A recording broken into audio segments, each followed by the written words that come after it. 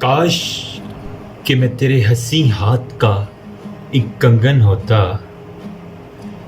کاش کہ میں تیرے حسیں ہاتھ کا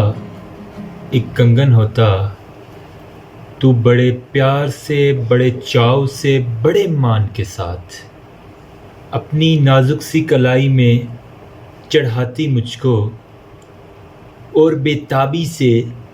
فرصت کے فضا لمحوں میں کسی سوچ میں ڈوبی جو گماتی مجھ کو،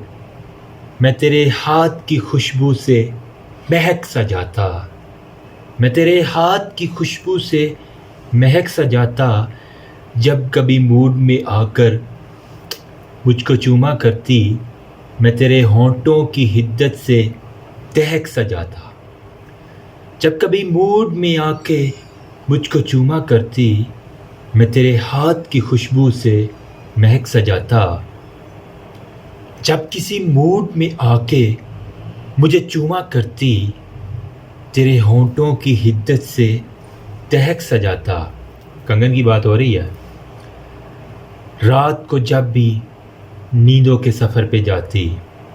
مرمری ہاتھ کا ایک تکیہ سا بنایا کرتی، میں تیرے کان سے لگ کے کئی باتیں کرتا، میں تیرے کان سے لگ کے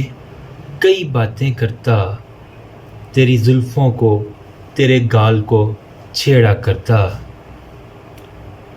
مجھ کو بے تاب سا رکھتا تیری چاہت کا یہ نشہ، اور مجھ کو بے تاب سا رکھتا تیری چاہت کا یہ نشہ، کچھ نہیں تو یہی بے نام سا ایک بندھن ہوتا، کاش کہ میں تیرے حسیں ہاتھ کا ایک کنگن ہوتا، کاش۔ یہ شعر جب ہم فرسٹ ایئر میں تھے ایف ایس سی کے دور میں، تب ہمارے کیمسٹری کے پروفیسر نے پہلی دفعہ ہمیں سنایا تھا، کافی اچھا لگا مجھے، تو اس کے بعد سے ہی یہ میرا فیوریٹ شعر بن چکا ہے۔ بہت ڈیپ ہیں اس کی باتیں۔ سب سے پہلے تو آپ سب کو عید مبارک، ہوپ فلی بہت اچھی عید گزری ہوگی آپ کی۔ سوچا یوں ہی عید کے لیے کچھ اسپیشل ولاگ بناتے ہیں، ہر کوئی اپنی سنیپس ویڈیوز